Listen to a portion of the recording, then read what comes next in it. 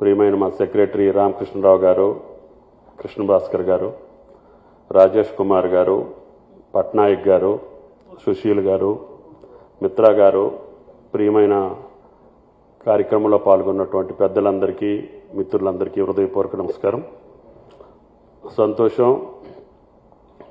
మీ projection చాలా ఆనందంగా అందరూ సంతోషపడేటట్టుగా మీ ప్రొజెక్షన్స్ ఉన్నాయి. అదేవిధంగా డిస్బర్స్మెంట్ దాని యొక్క ఫలితాలు కూడా అదే పద్ధతిలో రాబట్టేదానికి ఇప్పుడు పట్నాయక్ గారు చెప్పినట్లుగా ఒక పక్క ప్రభుత్వం, ఒక పక్క బ్యాంకర్స్ సమన్వయంతో ఆ ఫలితాలు ప్రజలకి, ఈ రాష్ట్రానికి, దేశానికి అందించేటటువంటి ప్రముఖులు మీరు. ఈ సొసైటీలో క్రీమ్ ఏదన్నా ఉందంటే బ్యాంకర్స్లోనే ఉంటారు. మీరు ఈ దేశం యొక్క పునర్నిర్మాణం కావచ్చు, అభివృద్ధి కావచ్చు, భవిష్యత్తు కావచ్చు మీ చేతుల్లో ఉంది. దాన్ని అమలు చేసేటటువంటి మా అధికారులు, ప్రభుత్వం కూడా. ఇది యంగెస్ట్ స్టేటు, 10 సంవత్సరాల వయసు కలిగినటువంటి రాష్ట్రం. అనేక ఒడిదుడుకులకి, ఆటుపోట్లకి, పోరాటాలకి, ఇబ్బందులకి గురైనటువంటి రాష్ట్రం. మీకు తెలుసు, ఇది కేవలం భూగర్భ జలాల మీదనే ఆధారపడి వ్యవసాయం చేసేటటువంటి కాలమాన పరిస్థితుల్ని అనుకూలించక ఈనాడు కృష్ణానది జలాలు మీరు చూస్తున్నారు, గోదావరి జలాలు తీసుకునే దాంట్లో ఇబ్బందులు కూడా మీరు చూస్తున్నారు. కేవలం వర్షాధారం తప్పితే చిన్న చెరువులు, కుంటలు తప్పితే భూగర్భ జలాల మీదనే ఆధారం.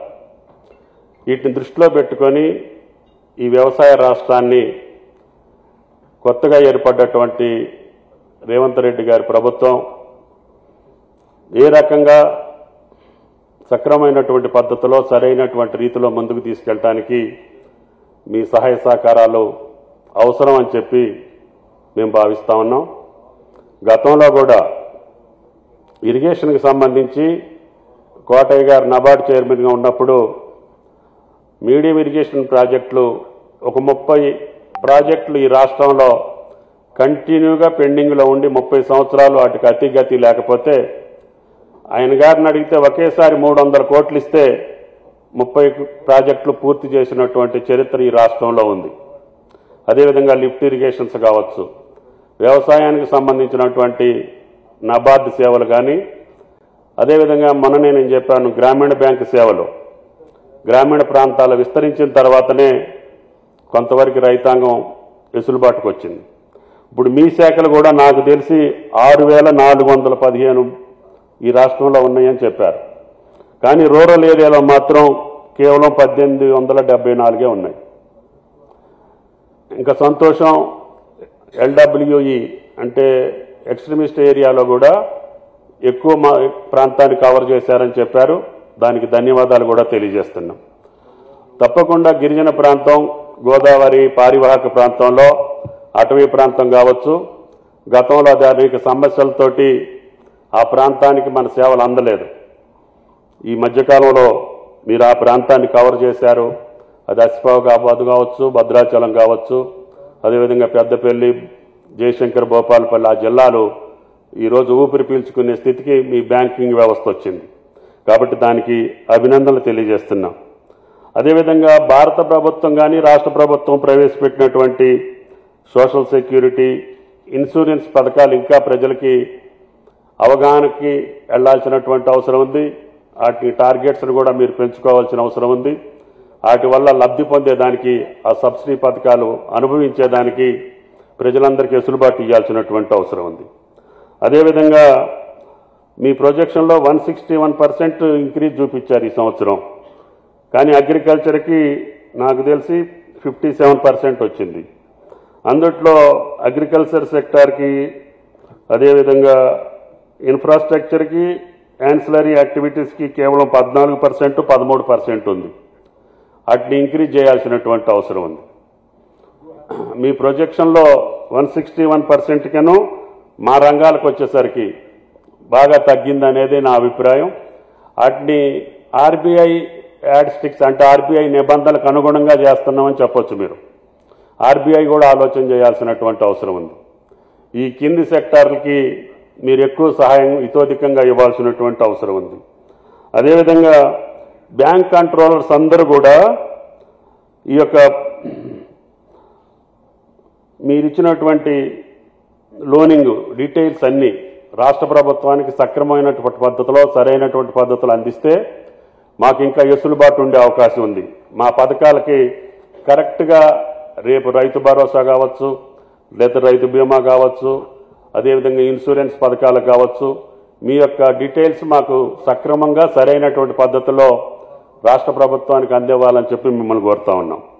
అదేవిధంగా చింతాల గారు చెప్పారు, ఆయిల్ ఫామ్కి సంబంధించి గతంలో ఏపీకి ఒక్కదానికే పర్మిషన్ ఉండేది.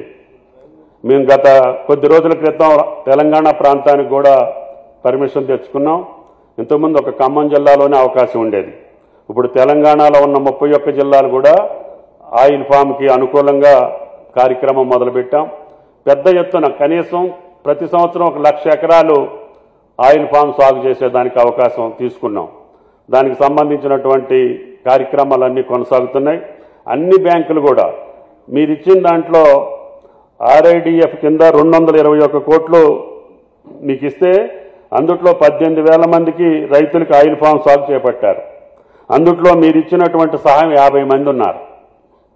18,000 మంది రైతులు ఆయిల్ ఫామ్ సాగు ప్రారంభిస్తే బ్యాంకులు ఇచ్చినటువంటి సహాయం 50 మందికి ఉంది. అది మీరు ఒకసారి గమనించాల్సినటువంటి అవసరం ఉంది. మా రామకృష్ణరావు గారు గతంలో ఉన్నటువంటి పెండింగ్ మొత్తం అగ్రికల్చర్ సెక్టార్కి సంబంధించిన డ్రిప్ కావచ్చు, ఇంకా ఇన్ఫ్రాస్ట్రక్చర్ సంబంధించినటువంటి పెండింగ్ బిల్స్ అన్నీ కూడా ఆయన గారు శాంక్షన్ చేస్తున్నారు. కాబట్టి ఆయిల్ ఫామ్కి కావాల్సింది డ్రిప్ ఇరిగేషను, ఆయనకి 3 సంవత్సరాలు అది పంటకు వచ్చే లోపల అతని వెసులుబాటుకు కావాల్సినటువంటి పెట్టుబడి కూడా మేము ఇస్తున్నాం. సబ్సిడీ సుమారు 50,000 ప్రతి ఎకరానికి ఇచ్చే అవకాశం ఉంది. రేపు రాబోయే కొద్ది రోజుల్లోనే ప్రతి జిల్లాలో కూడా ఆయిల్ ఫామ్ ఫ్యాక్టరీ వచ్చే అవకాశం ఉంది. చాలామంది రైతులు ముందుకొచ్చేస్తున్నారు. కాబట్టి ఆ పంట ఇప్పుడున్న అన్ని పంటల్లో కంటే మేలైనటువంటి దిగుబడితోటి పాటు రాబడితోటి పాటు ఇప్పుడున్నటువంటి ప్రకృతి వైపరీత్యాలకు దూరంగా ఉండేటటువంటి అవకాశం ఉంది. ఇందాక మేడం గారు చెప్పినట్లుగా కోతులతోటి భయం లేదు, తుఫాన్లతోటి భయం లేదు, అదేవిధంగా దొంగలతోటి భయం లేదు. మార్కెటింగ్ ఇమ్మీడియట్గా మేమే తీసుకెళ్లి ఫ్యాక్టరీలో ఇమ్మీడియట్గా తెల్లారి ఆయన అకౌంట్లో పైసలు వేస్తున్నాం. ఆ పంటకు సంబంధించినటువంటి యాడిస్టిక్స్ అన్నింటినీ కూడా తప్పించి ఎంతవరకు వీలైతే అంతవరకు ఆయిల్ ఫామ్కి సంబంధించినటువంటి వ్యవసాయాన్ని తెలంగాణ రాష్ట్రం అనుకూలమైనటువంటి రాష్ట్రంగా మీరందరూ గ్రహించి దానికి హితోధికమైనటువంటి సహాయ సహకారాలు అందించాలి. దానికి కావలసినటువంటి సపోర్ట్ మొత్తం కూడా మా ఫైనాన్స్ మినిస్టర్ గారు చూస్తున్నారని చెప్పి కూడా విజ్ఞప్తి చేస్తున్నాం. అదేవిధంగా ఫుడ్ ప్రాసెసింగ్ యూనిట్లు ఎక్కువ ఉంటే మనం పండించేటటువంటి హార్టికల్చర్ పంటలన్నీ కూడా వ్యర్థం కాకుండా ఉంటాయి.